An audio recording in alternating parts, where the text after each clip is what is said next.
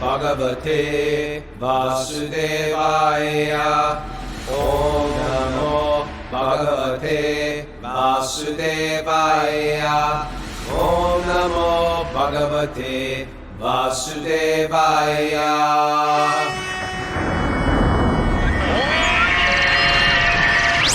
Live from Super Soul Farm, this is Wisdom of the Sages, your daily yoga podcast with your host, Raghunath, and co-host and senior educator at the Bhakti Center in New York City, Kaustubha. Welcome to our show. This is our Srimad Bhagavatam class that we like to call a show for some reason. I guess because we talk back and forth, we cut jokes, and it's sort of like an old time show that me and Kaustubha grew up with. There were shows that a talk show. It's a Bhagavatam talk show. Merv Griffin, Mike Douglas. We're so old that we're making those statements that no one even knows who Merv Griffin and Mike Douglas are. But I was trying to explain to my kids who Cher was and who Sonny Bono was yesterday. And I was like, there were shows back then, like family shows. There was the Donnie and Marie show. It was just like over completely. And they would do skits and they'd sing a song. And they'd be like, they sing a song? It doesn't make sense anymore. How are you, Kaustubha? Are you muted? Am I muted? What's up with Kaustubha? Can anybody hear Kaustubha? Mara, can you hear Kaustubha? No, I can't. Maybe his mic is muted. He's not. No, like his individual one. How's that, Kaustubha? Can you hear me now? No, there. My God, I thought I was going to have to do this alone. God forbid. I'd lose our whole fan base. Well, happy day after Easter. Happy day after Easter to you. Yeah, I remember Carol Burnett's show. I was thinking when you're saying all that, right? Another classic. I wanted to mention that one of our regular listeners and sometimes Zoomer, I just heard the sad news that she has coronavirus. Oh, That Hana Hershko. Oh, I saw that. Yeah. She says she's been battling it for a month. Did you write her? I just saw it I'm going to write her, yeah. But I just wanted to mention her prayers for... I mean, Hannah's a strong yogini. I have faith she'll be okay. She's a strong bhakti person. Let's say a Maha Mantra for her right now. Hare Krishna, Hare Krishna, Krishna Krishna, Hare Hare, Hare Rama, Rama Rama, Hare Hare. So the prayers for Hannah. Prayers for Hannah. Get better soon. And how was your Easter? Do you do anything special? No. nothing particular. I think you really need kids really to get Eastery. Easter feel of things. We planted blueberry bushes. The Easter Bunny gave blueberry bushes this year. Wow. Yeah. We got them. Yeah. How long does it take before the bush starts to, or they're like already bushes that you put in the ground, or they? A little. Blueberries do good. They need acidic soil. It's the whole thing. Upstate stuff. Did you just plant the seeds, or did you? No, we planted bush. We had a little bush. We have a lot of blueberries here too, but we were trying to hoard. We're trying to hoard blueberries. And it was a good outdoor day. And then I took my kids for driver's lessons. I feel like every kid needs to know how to drive, just in emergencies. Okay. I'm in my prepper mode. Okay, get behind the wheel. That's what you do when you live upstate. You prep for things. And it was Easter, and it's a holy day. The resurrection of Christ. Christ is our guru in one sense, in the sense. Love God with your heart, mind, and soul. Love your enemies. Walk on water. Come on. What more do we need? Mystic powers, messages of truth, surrender to the divine. He wore dhoti. No, he didn't. Yes, he did. I What don't did he think wear? so. Wranglers? Christ wore a dhoti. Everybody wore like pictured wearing some type of robe. Everybody wore But that. I don't think the dhoti was worn in that part of the world at that time. You know what? I just don't think they know how they tied it. What's the difference? They have art from that time. It's not like... Anyway, he didn't wear slacks. He wore a dhoti-ish thing. A robish thing, yeah. Yeah. So we're in a great place in the Srimad Bhagavatam. Wonderful, sweet place. Sweet like a very ripe banana. Should we dive in? Let's do it. Okay. So we start with this invocation mantra. If you're new to the show, welcome. We're always getting people new dropping in. It must be pretty weird to drop into the show. They go from like hearing me on Joe Rogan or hearing some random thing or Google searching, and all of a sudden we're talking about a man dying on a battlefield riddled with arrows and giving instructions how to rule a nation. It's pretty peculiar. I don't know if we should ease them into it or if we should just drop the anvil on their head. It's too late now, so let's go. Narayanam namaskritya naram chaiva narottamam devim saraswatim vyasam tato jayam mudiraye. Before reciting the Srimad Bhagavatam, which is our very means of conquest, one should first offer obeisances to the personality of Godhead Narayan, unto Narayan Rishi, the supermost human being, and to Mother Saraswati, the goddess of learning. Nasta Prayeshva Bhadreshu, and Srila Vyasadeva, the author. Did I forget that? Nasta Prayeshva Bhadreshu Nityam Bhagavat Sevaya Bhagavati Uttama Shloke Bhaktir Bhavati Naishtaki. By regular attendance in classes in the Bhagavatam and by rendering service to the pure devotee, all that is troublesome to the heart will become eradicated, and loving service to the to the Supreme Lord, who is praised with transcendental songs, will be established as an irrevocable fact. Om Jnana Tamarandasya Gyananjana Shalakaya Chakshurunmilitam Yena Tasmai Shri Gurave Namaha. Reading from Srimad Bhagavatam, first canto, chapter 9, text 36. Is it that? Are we that far into it? I might have just read ahead. You're okay. I think you're right. Yeah. Yeah, this was done simply by looking. Yeah, he killed them by his glance. I guess I didn't look ahead. That you're thinking of the meme. Just keep moving. Still thinking of, sorry, I got the gigs today. Then Arjuna was seemingly polluted by ignorance upon observing the soldiers and commanders before him on the battlefield. The Lord eradicated his ignorance by delivering transcendental knowledge. May his lotus feet always remain the object of my attraction. These are great to memorize for the time of death. They are. They really are. The kings and the commanders were to stand in front of the fighting soldiers. That was the system of actual fighting. The kings and commanders were not so-called presidents or ministers of defense as they are today. They would not stay home while the poor soldiers or mercenaries were fighting face to face.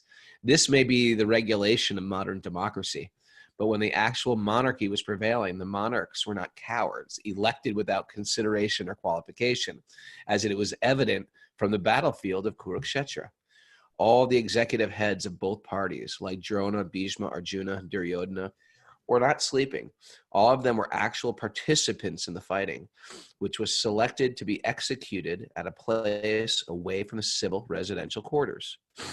It's fair fighting. And it was away from the residential quarters. It's away from, yeah. And you know who fought? The warriors fought. You didn't just like, we're going to enlist everybody to fight. Anybody will take it. The warriors fought. And so when we get into this thing like spraying Agent Orange just over jungles and villages where just everybody has to die, who have really nothing to do with it, let the warriors fight. Warriors like to fight. Let the fighters fight. There was, I'm doing this thing with my kids on the American Revolution right now, and we're studying it and watching some films on it. It's just like, my kids are like, why are they not hiding behind trees or anything? Why are they standing in formation? My kids are like, there's no camouflage. Why? Why are they just standing in rows? Why did they choose red? Why do they choose red? That's the worst thing. If you're going to go for, unless you're fighting on Mars, camouflage in Mars. Yeah, but the thing is, it's because there was a type of nobility with fighting. We're not going to run away. We're not going to hide. And so that's how we started winning the war, is because we'd go and we fought by any means necessary. It was like true, like terrorism at its best. Not terrorism. Well, it was like a type of like sort of like not ignoble fighting. Well, that's not- called guerrilla warfare. It's not called terrorism. Okay, maybe not. Okay, sorry if I'm speaking extremes today. Guerrilla warfare. That's what I meant to say. Guerrilla warfare, yeah. But you can see the value of just, there was a certain understanding. It would be wonderful if we never fought wars, but Right. quite frankly, sometimes it's going to happen. And so let's create some kind of guidelines, and within those warriors, let's invest with them the idea, the code to always follow those guidelines.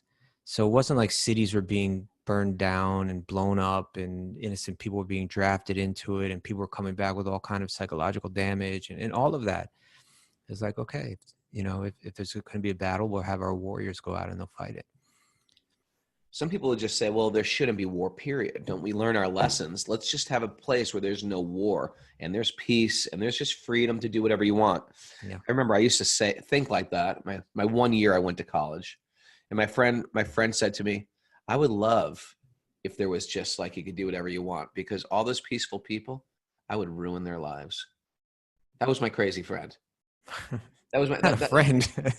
No, it's just meaning it's like there's Yeah. some people who just want to cause trouble. Yeah. They're looking for not to get punished because there's just such, as Prabhupada would put it, they're such rascals. There's some people who don't want peace. They just want to stir up stuff. So anyway, yeah. And why isn't the king or the president out there on the battlefield? He'll be much less likely to start a war when you're going out there yourself. Right? You and your children are going out to fight. Yeah. Okay. This means that that the innocent citizens were immune from all effects of fighting between the rival royal parties. The citizens had no business in seeing what was going on to happen during such fighting. They were to pay 1/4 of their income to their ruler, whether he be Arjuna or Duryodhana. All the commanders of the parties on the battlefield of Kurukshetra were standing face to face, and Arjuna saw them with great compassion and lamented that he was to kill his kinsmen on the battlefield for the sake of an empire. He was not at all afraid of the giant military phalanx presented by Duryodhana, but as a merciful devotee of the Lord, renunciation of worldly things was natural for him, and thus he decided not to fight for worldly possessions. But this was due to a poor fund of knowledge, and therefore it is said that his intelligence became polluted. His intelligence could not be polluted at any time because he was a devotee and constant companion of the Lord, as is clear in the 4th chapter of the Bhagavad-gita. Apparently, Arjuna's intelligence became polluted because otherwise there would not have been a chance to deliver the teachings of the Gita for the good of all polluted, conditioned souls engaged in material bondage by the conception of the false material body. The Bhagavad-gita was delivered to the conditioned souls of the world to deliver them from the wrong conception of identifying the body with the soul and to reestablish the soul's eternal relation with the Supreme Lord. Atma Vidya, or transcendental knowledge of himself, was primarily spoken by the Lord for the benefit of all concerned in all parts of the universe. So the Bhagavad-gita begins with Arjuna asks Krishna, please drive my chariot between the two armies so I can see who I have to fight with. And in the next verse, it says, this phrase is used, Bhishma Drona Samukha, that mukha means face. And so of all the thousands of warriors out there, Krishna chose to stop right in front of Bhishma Drona. And Arjuna had to see that these are the people that I have to fight with. Again, Bhishma is like his grandfather, Drona is his guru. He loves these two men so much. And he broke down. But we can also understand that Bhishma is right there to see Krishna speak Bhagavad-gita to Arjuna. And so now in his final moments, he's relishing that, Krishna puts him right in the most difficult of all situations. Arjuna. He's going in front of all the people. There's thousands of people on the battlefield. He's going right in front of his guru and his teacher. Yeah. And he's like, and so in the same way, And then I always say this, and I'm allowing you to correct me if I say this wrong, but when I'm teaching a class on the Gita, I'm going to say, such an extreme situation Krishna has put Arjuna in, that he's got to fight his grandfather on one side and his guru who's also on that side. We will generally never be put in a tough situation, but there are tough situations that in our life, and the real question is, not will I kill, but will I choose Krishna, or will I just do whatever I want to do? You think that's a good way to explain the Gita? Yeah, I mean, for sure. And of course, even, to say to choose Krishna, ultimately that's where the Gita goes. In one sense, even on a simpler level, it's about, Arjuna had two ways to go in terms of his yoga practice. Would his practice be one where you isolate yourself, you leave the world behind, you wander off to the forest? Or would it be one where you engage with the world with your social responsibilities? And so Krishna was asking him, engage with the world with your social responsibilities. And even though that may be tough, Arjuna had to choose to do it. And it may be tough for us as well, but we have that opportunity to choose to do it or not. Yeah, it's and if you don't accept Krishna as Krishna, you can look at Krishna as do what's right, do your duty, do it, follow truth. However you want to, give your higher power, your source, a name or lack of name. You could also, and I think that's why people appreciate Bhagavad-gita for, even from the West, Western philosophers, because they think, yeah, Krishna represents truth or light or love, which is true. And what part of say that, Kaustubha? I'm always looking at you for a validation. No, of course. And I think a beautiful thing that's also coming out in these prayers right here is we're hearing Bhishma's particular flavor of love for Krishna. Right? Like if you went to one of Krishna's friends, it would be, he wouldn't be sharing the same ideas here, right? He would be sharing something else. Right. If one of Krishna's lovers, one of Krishna's parents, when she's thinking of Krishna, she's thinking of the little boy. Krishna's lovers, when they're thinking of Krishna, they're thinking of the young man, running, in the forest. His friends are thinking of him as a boy, in the pastures. But when Bhishma's thinking of Krishna, he's thinking of Krishna speaking to Arjuna, the Bhagavad-gita, driving Arjuna's chariot. In one of these commentaries, Prabhupada's going to mention that Bhishma, he was fighting on the other side, but that gave him the best view of Krishna. It's like his view was better than Arjuna's. Never thought about that. Yeah. And so that picture it's so deeply impressed in his mind, and he's expressing his heart now. He's expressing his love, but his love is for Krishna in this particular way. Okay, I'll read 37 then. Now that we're in love. Fulfilling my vow and sacrificing his own promise. Fulfilling my vow and sacrificing his own promise. Krishna got down from the chariot, took up his wheel, and ran towards me hurriedly, just as a lion goes to kill an elephant. He even dropped his outer garment on the way. So it's this vision that he has, and his heart is so soft. It's like his heart is melting, because he's saying, Bhishma took a vow because Drona was on Bhishma's case. And I'm not Drona, Duryodhana was on Bhishma's case. Like, why haven't you killed Arjuna yet? Why haven't you killed Arjuna? I need you to do this. And Bhishma took a vow that day where he said, I'm going to fight so valiantly, that either I'll kill Arjuna or Krishna's going to have to come and save him. Like, I'll make Krishna break his vow. And so Krishna, and what's subtly embedded in this verse is, Bhishma's heart melting, thinking that Krishna would prefer to uphold Bhishma's vow. He would prefer to allow Bhishma to carry out his vow than to carry out his own. And so Krishna had taken a vow that he wouldn't fight. But Bhishma put Arjuna in such danger that Krishna ran off the chariot, picked up a wheel that was lying on the ground, a big chariot wheel, and in some absolutely gorgeous, way, Like started running. heroic, Huh? heroic, beautiful hero Beautiful. coming. Yeah, started running Garment after, dropped off. and his garment is dropping off, and that's just like, it's just like the most beautiful thing he's ever seen, and he's running at him with that, and so he's appreciating that he still holds that vision of that form in his mind, and at the same time he's thinking he upheld my promise and broke his own, just because out of love for me. Right. So he's just like, this. I like the way that you expressed it a few days ago. He has this heart of gold. He's like this big warrior. He's like a big tough guy. But his heart is just like totally melting here. He's becoming all emotional, and it's just, his love is just pouring out of him right now.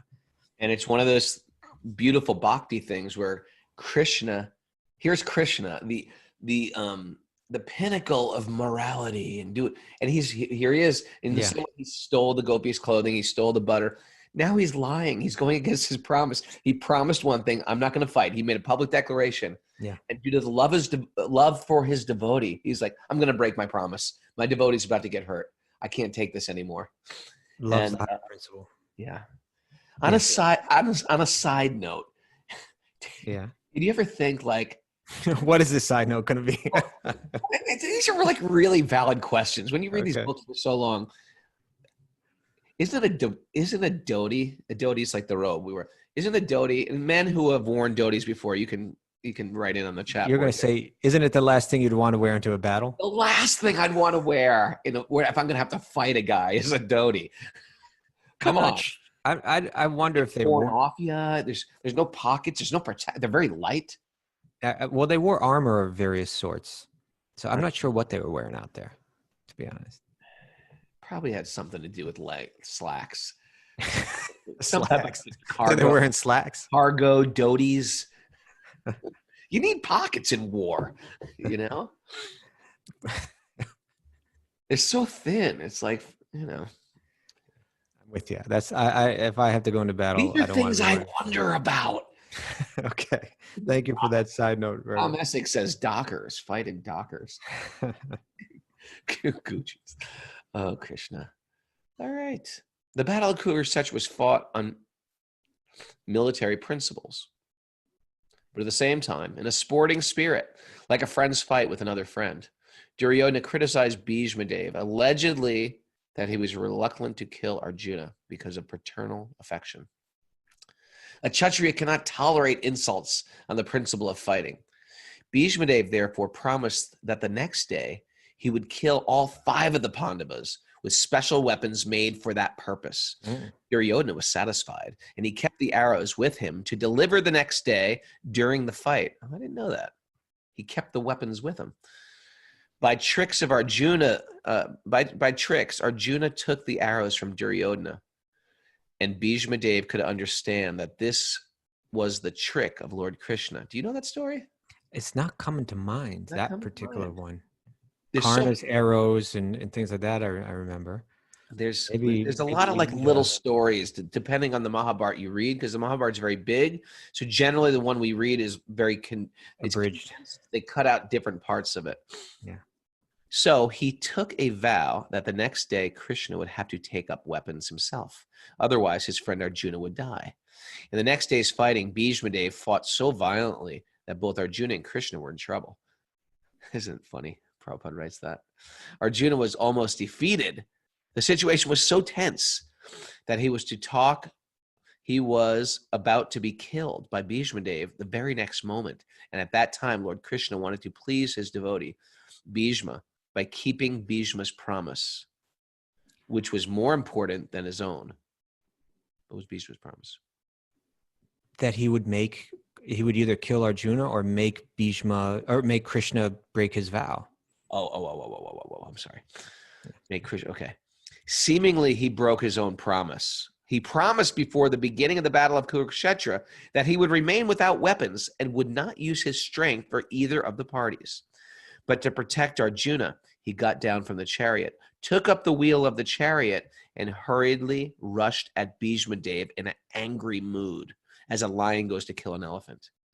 He dropped his covering cloth on the way, and out of great anger, he did not know that he dropped it. Bhishma Dev, I wonder what that means. Does that mean something? He dropped his covering cloth. I just think it was beautiful. Okay. I just think that's what it's all about. Be- In other words, I tell you, my heart is melting reading this. For real, it's like what this is Krishna's Lila, right? And Lila means like his divine play. And it's all about the love he has for Arjuna. It's all about the love that he has for Bhishma. He's doing many things at once. The way that Prabhupada said it, he said at the next moment, Arjuna was going to be killed, right? At the next moment, Krishna went through that adventure with Arjuna. And, they went into battle together. And the battle got so intense that it was just like Arjuna it took it to the limit, the drama that's being created by the circumstances. And then Krishna, out of love for Arjuna says, I just can't, I made a promise, but I'm going to have to break my word because I love Arjuna so much. I'm going to fight. And when he jumps off that chariot, this is now he's simultaneously like satisfying Bhishma.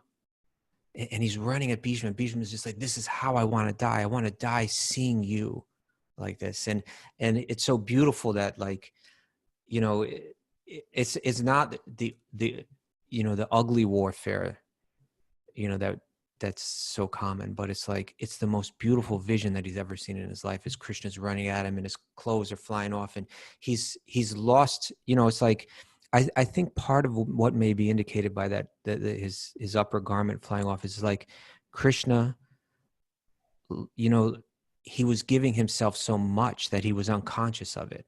He was so absorbed in it. He was so completely absorbed in protecting Arjuna that he was unconscious that his clothes are flying off. He was deep in the play. He was deep in the Lila.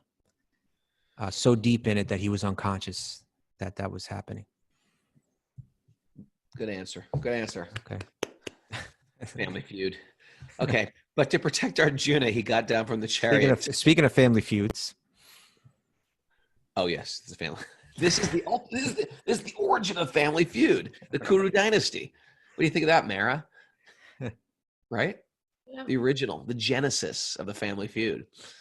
But to protect Arjuna, he got down from the chariot, took up the wheel of the chariot, and hurriedly rushed at Bhishma Dev in an angry mood, as a lion goes to kill an elephant. He dropped his covering. I just read that. Okay. Bhishma Dev at once gave up his weapons and stood to be killed by Krishna, his beloved Lord. The fighting of that day was thus ended at that very moment, and Arjuna was saved. Of course, there was no possibility of Arjuna's death because the Lord himself was on the chariot. But because Bhishma Dev wanted to see Lord Krishna take up some weapon to save his friend, the Lord created the situation, making Arjuna's death appear imminent. He stood before Bhishma Dev to show him that his promise was fulfilled and that he had taken up the wheel. So he never hit him with the wheel.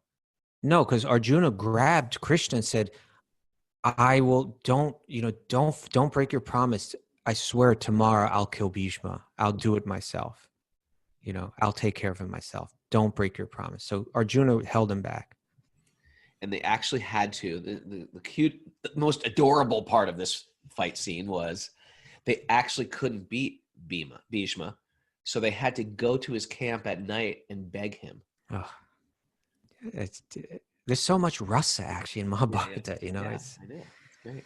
There's another interesting story that when part of this story is when they went to see grandfather Bhishma, Draupadi was with them, and Krishna loved Draupadi so much, so she went with them, and I think it was Arjuna and Yudhisthira. I thought all the Pandavas went. I thought the Pandavas. Draupadi went. Draupadi went, and Krishna said, "Remove your shoes when you go into the enemy's camp." And she was like, "Okay." So she took off her shoes, and she said, "And as soon as you see Bhishma Dev, as soon as you see him, just immediately bow down." And so the first thing, Bhishma Dev saw a lady come into the camp, and so he stood up and he said, "Yes, my daughter, I grant you whatever you like." And then he realized, wait, this is Draupadi. So meaning Draupadi's boon was that the Pandavas all become successful. That was the first one. The second thing was now Draupadi understood why Krishna told her to bow down immediately, and then she turned down to look at Krishna. She turned around to look at Krishna, and Krishna has Draupadi's shoes on his head. He's carrying her shoes. He's carrying the devotee's shoes on his head, just to be sweet and coy. Isn't that cute? Isn't that adorable part of the story? I mean, it's even beyond adorable. I mean, it's just Bhishma's mind and heart is fascinating to me. And imagine that here's Draupadi, so beautiful, so saintly. And she gets up and he says, "Oh, it's Draupadi," and then she asks him that. And in his heart, all he wants is for the Pandavas to be successful. He's fighting on the other side, but that's what he really wants. And I always think of that. It must have just been just after that, as you tell the story, that as they entered Bhishma's tent, and Bhishma is so happy to greet them, and he says, "Please ask for me anything you want. I'll be happy to grant it to you. How can I help you? How can I serve you?" And Yudhishthira in tears, saying, we don't know how to kill you. We have to kill you, but we don't know how to kill you. And Bhishma's like happy and saying, "Oh, I'm so glad you came and asked, because you never would have been able to do it if you didn't. But I'll gladly tell you how."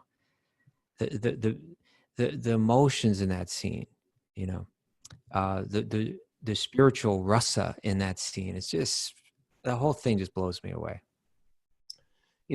Sometimes people will read the Mahabharata and they'll say, like, some things will sound very fantastic, like the water weapon, the fire weapon, and some things will and then they constructed a city.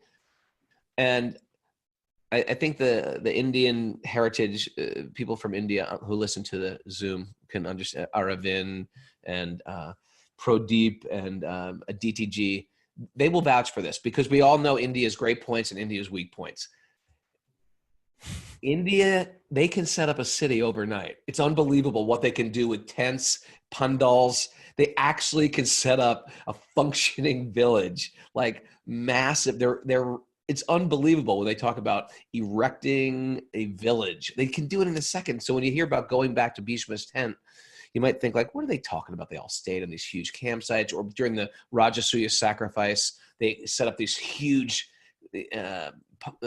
places and quarters for guests. It's like that. How could anybody do that? They do it. They still do that. They're still on that. And you guys can, Indian heritage people, you can comment on the board, please, about that they have tents. Well, you know what I'm talking about.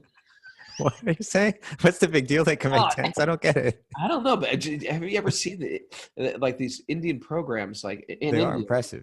They set up a whole thing. It's unbelievable. Like look at Kumbh Mela. Okay, well, Kumbh Mela. Here's a plug. Everyone should watch this video. Mega Kitchens of India. Oh yeah, put that. What is it again? Mega. Someone share that with us. National Geographic. Mega Kitchens of India.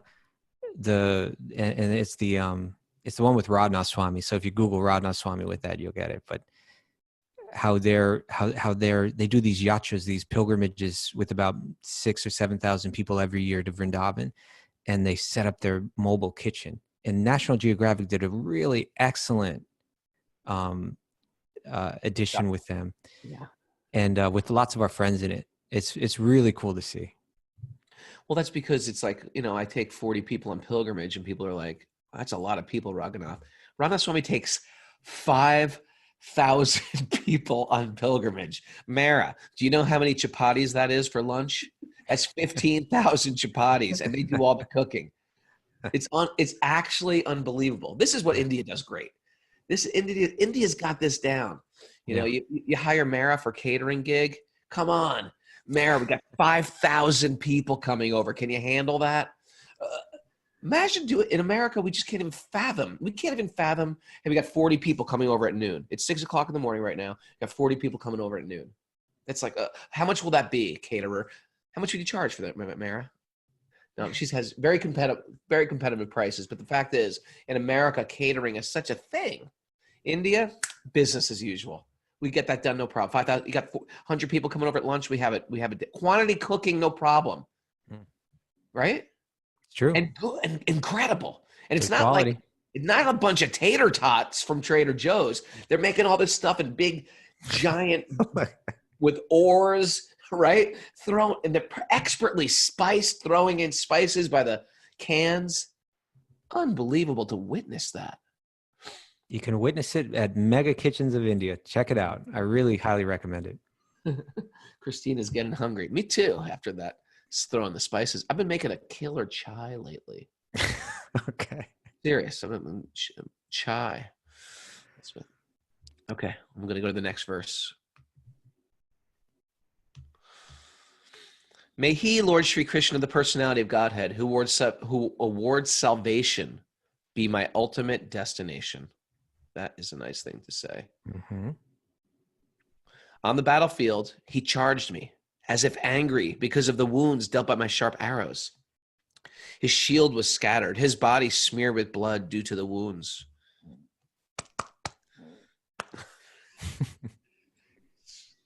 Good child.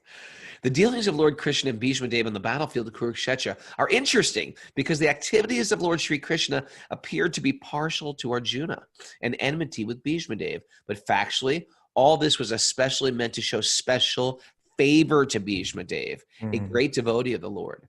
The astounding feature of such dealings is that a devotee can please the Lord by playing the part of an enemy. What? Yeah. It makes no sense. Where have you ever heard anything like that? I'll tell you exactly where. You watch children play.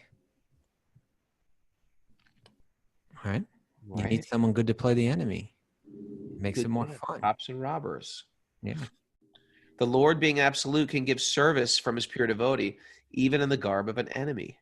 The Supreme Lord cannot have any enemy, nor can a so-called enemy harm him, because he is ajita, or unconquerable.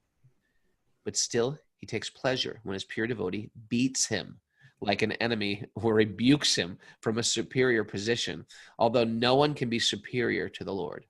These are some of the transcendental reciprocatory dealings of the devotee with the Lord. And those who have no information of pure devotional service cannot penetrate into the mystery of such dealings. Bhishma Dev played that part of a valiant warrior, and he purposely pierced the body of the Lord so that to the common eyes it appeared that the Lord was wounded. But factually, all this was to bewilder the non-devotees. The all-spiritual body cannot be wounded, and a devotee cannot become the enemy of the Lord. Had it been so, Bhishma Dev would not have desired to have the very same Lord as the ultimate destination of his life. Fair enough. Had Bhishma Dev been an enemy of the Lord, Lord Krishna could have annihilated him without even moving. Therefore, there was no need to come before Bhishma Dev with blood and wounds, but he did so because the warrior devotee wanted to see the transcendental beauty of the Lord decorated with wounds created by a pure devotee. This is the way of exchanging transcendental rasa, or relations between the Lord and his servitor. By such dealings, both the Lord and the devotee becomes glorified in their respective positions. The Lord was so angry that Arjuna checked him when he was moving towards Bhishma Dev, but in spite of Arjuna's checking, he proceeded towards Bhishma Dev as a lover goes to a lover without caring for hindrances. Apparently, his determination was to kill Bhishma Dev, but factually, it was to please him as a great devotee of the Lord. The Lord is undoubtedly the deliverer of all conditioned souls. The impersonalists desire salvation from him, and he always awards them according to their aspiration. But here, Bhishma Dev aspires to see the Lord in his personal feature. All pure devotees aspire for this. Beautiful. Prabhupada says, these are some of the transcendental reciprocatory dealings of the devotee with the Lord. And those who have no information of pure devotional service cannot penetrate into the mystery of such dealings. So we were saying yesterday, I mean, basically that is the definition of what esoteric means, right? It's like fewer people are going to be able to penetrate into it to really understand it. And we were reading yesterday about this pastime and how the arrows that were shot at Krishna, they received like, and Vishwanath Chakravarti Thakur, this great commentator on Bhagavatam, said it's just like a lover receives the bites of another lover. Generally a bite is something painful and unwelcome, but in love, the bite is pleasing. And so when we, generally when we hear these stories about Krishna, the people quickly write them off as mythology.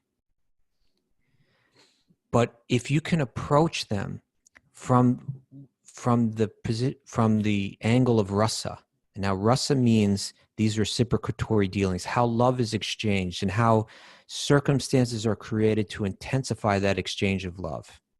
If you can approach these Lilas, these pastimes or this divine play with that understanding, then it starts to make a lot of sense. Right? What's happening here? What's happening? Why is this whole thing happening? Why is this battle going on? Why is Krishna driving Arjuna's chariot? Why is Bhishma Dev fighting against him? Why is Krishna allowing it to reach this intense point where Arjuna is about to die? And in that moment, he's deeply absorbed in the adventure, so much so that his clothes are flying off, and he's picking up that reel and running after Bhishma. And Arjuna's, my best friend just saved me. Look at it, how heroic he is. And Bhishma's looking at Krishna, my Lord, he's running after me. I've never seen such a beautiful sight.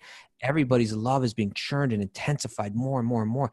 That's why this is happening. That's why Krishna lifts a hill. That's why Krishna slays, Kaliya. That's why Krishna does all these things.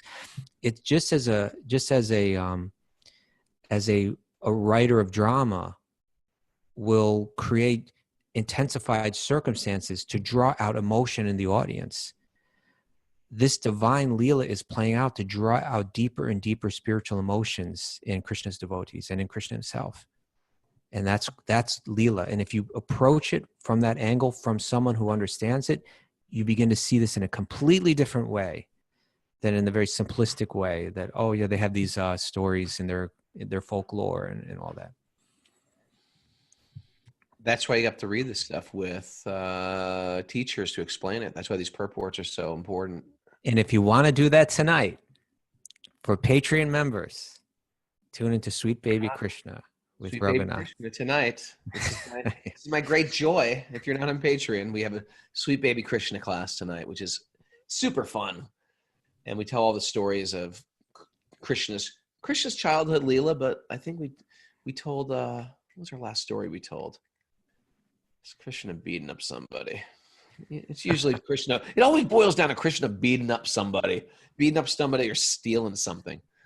Yeah. So, but in any case, just if people want to go deeper into what we discuss here, deeper into bhakti, deeper into this philosophy, or just expose themselves more to it, then you can join our Patreon page at any level that you wish, and you're on the team then. Yeah, the platinum level is where I actually come to your house and live with you. I'm small. I can stay in your closet. He stays at my place all the time. He's got the platinum membership. That's why. So for that, you go to Patreon. That's why I joined up myself. What is it? Patreon.com/Wisdom of the Sages. Yeah. Okay. Yes. Yeah. And the gold membership is I stand outside your house, just throw rocks at your window. And I read to you Krishna book from there too. All right. We still have time. I can read a little bit more. Okay. 39 is a great verse and commentary. Text 39. At the moment of death, let my ultimate attraction to be to Sri Krishna, the personality of Godhead. I concentrate my mind upon the chariot driver of Arjuna, who stood with a whip in his right hand and a bridle rope. I guess you have to know about horses to understand this, a bridle rope. That's the rope that the horses are. Yeah, bridle. It's a part of, I was thinking of a bride. Rope. It's like a bride wears a rope. I don't know what in his left hand. I'm the city guy here. You got horses like all around your house. My neighbors have horses on the right. My neighbors have horses on the left. In Central Park near my place, they have the bridle path, right? All right. Okay. I concentrate my mind on the chariot driver of Arjuna, who stood up with a whip in his right hand and a bridle rope in his left, who was very careful to give protection to Arjuna's chariot by all means. Those who saw him on the battlefield of Kurukshetra attained their original forms after death. Isn't it interesting to think we have an original form? It's like such Yes. an interesting concept. Like, this isn't my Svarupam. original form. Yeah. You know? The word used is svarupam, the original form. I've been doing push-ups because I'm trying to make my unoriginal form look better. But my original form looks pretty good. Just I don't have to do anything. I think your Svarupa is as that elderly gopi in Vrindavan, Raghunath. I might be an elderly gopi. I'm okay with that. Of course, why not? Who says we're a cult? That we want to sit here and meditate and so we can attain forms of young girls? Who says that's a cult? All right. A pure devotee of the Lord constantly sees the presence of the Lord within himself because of being transcendently related by love. It's a really crazy philosophy. If you really just take our philosophy from the outside, it's really bizarre. We're in deep meditation trying to become young girls. I mean, come on. You can't make that up. I want to be a young gopi girl. So my 6-year-old always says, I want to be a fish in my next life. I was like, no, don't say that. He watches these animal shows, so he always like, I want to be a flying fish. I was like, no, you don't. You want to be a young gopi girl. A devotee more easily attains some. Even the songs. Come on, Kaustubha. There's the Tulsi Puja song. I choose not to dwell on it like you are right now. I get it now, but when I was a new devotee, I was like, what am I saying? What am I saying here? It's like you have to really get this stuff. And I think if you're born in India and you get the culture of it, it makes a little bit more sense. But we were like Americans. It was perfectly logical to me. To me, obscurity, and now we're worshiping Tulsi. No, to me, this is perfectly logical. I don't know what was wrong with me. Perhaps I was just incredibly dented, which is why I was given the dented can cup here. All right. A pure devotee of the Lord constantly sees the presence of the Lord I'm doing it. I'm still doing it, Kaustubha. Come on, cut me some slack. No, you have full slack, and you know what? I'm being the mouthpiece for the people who are like, this is a lot to swallow. There's people out there. It's like it takes a lot to swallow that. Yeah. And I'm being the mouthpiece for that. No question. It takes a lot to swallow, but I find that as you begin to chew on it, it becomes sweet. It becomes sweet. Like sugar cane. You chew on that sugar cane, it becomes and easily digestible. And very, very easily digestible. A pure devotee of the Lord constantly sees the presence of the Lord within himself because of being transcendentally related by loving service. Such a pure devotee cannot forget the Lord for a moment. This is called trance. The mystic yogi tries to concentrate upon the supersoul by controlling the senses from all other engagements, and thus he ultimately attains samadhi. A devotee more easily attains samadhi or trance by constantly remembering the Lord's personal feature along with his holy name, fame, pastimes, etc. You're allowed to say swallow, Raghunath. Therefore, the concentration of the mystic yogi and that of the devotee are not on the same level. The concentration of the mystic is mechanical. They're just mechanics, basically.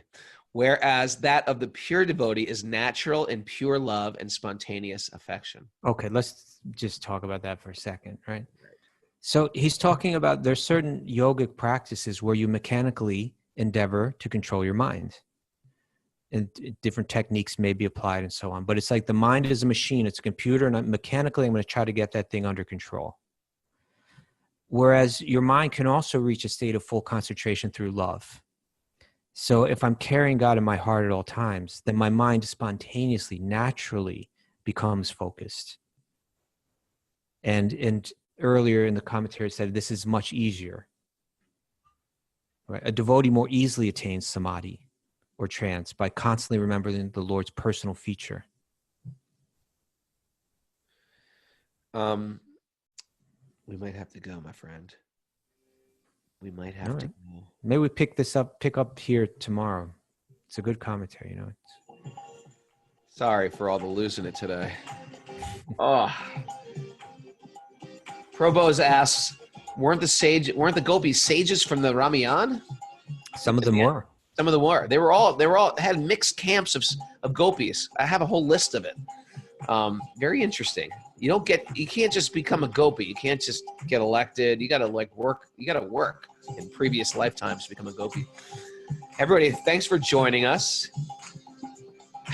If you're new to the show, welcome.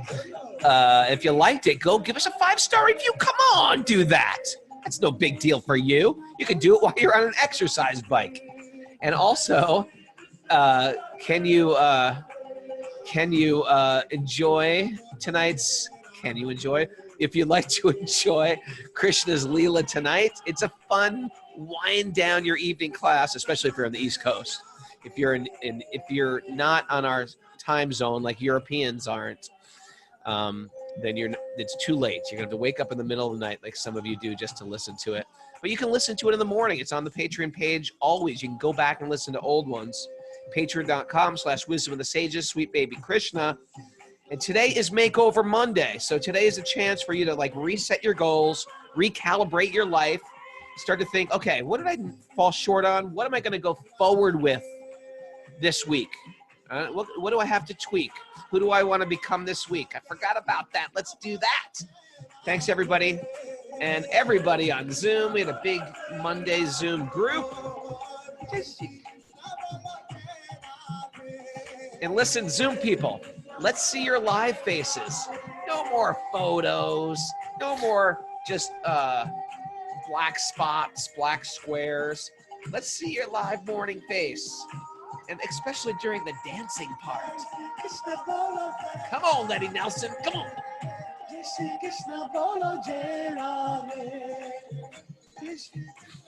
Thanks to Mara, our executive producer. You want to reach her, send questions for Question Day.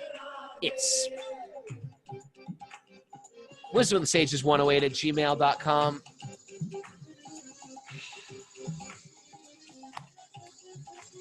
See, the first 2 pages of my Zoom, these guys are all clapping.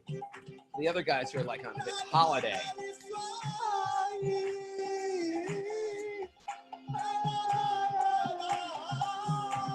Saskia, yes. Your enthusiasm breeds others' enthusiasm. Enthusiasm is the real pandemic going on here.